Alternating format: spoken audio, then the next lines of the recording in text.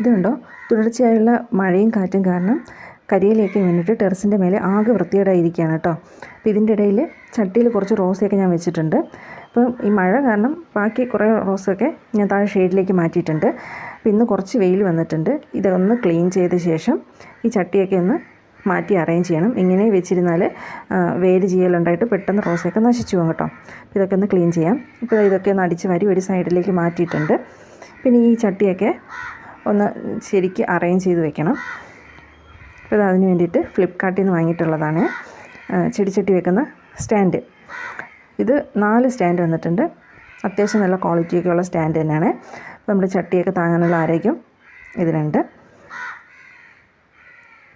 ഇതിൻ്റെ കൂടെ തന്നെ ഇതിൻ്റെ ഓരോ കാലിലും വെക്കാൻ വേണ്ടി ഇതുപോലെ ചെറിയ ബുഷും ഉണ്ട്. അപ്പോൾ ഇതൊക്കെ ഇതുപോലെ ഒന്ന് വെച്ച് കൊടുത്ത ശേഷം ചെടിച്ചട്ടി ഇതിലേക്ക് വെച്ച് കൊടുക്കാം.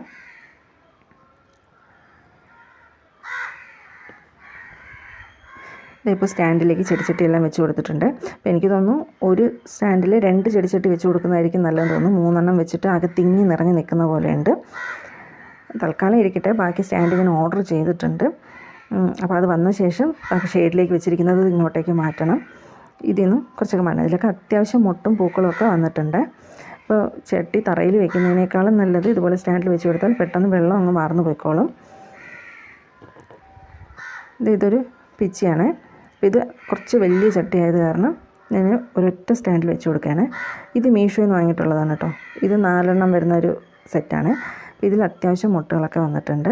അപ്പോൾ ഇതും ഇതുപോലെ ഒരു സ്റ്റാൻഡിലേക്ക് മാറ്റിയിട്ട് ചുവര് ചേർത്ത് വെച്ച് കൊടുക്കുകയാണ്. കാരണം ഇതിൻ്റെ കമ്പൊക്കെ ഒന്ന് നീണ്ടു വന്ന കാരണം ഒന്ന് ചേർത്ത് സപ്പോർട്ട് ചെയ്ത് വെച്ച് കൊടുക്കേണ്ട ആവശ്യമുണ്ട്.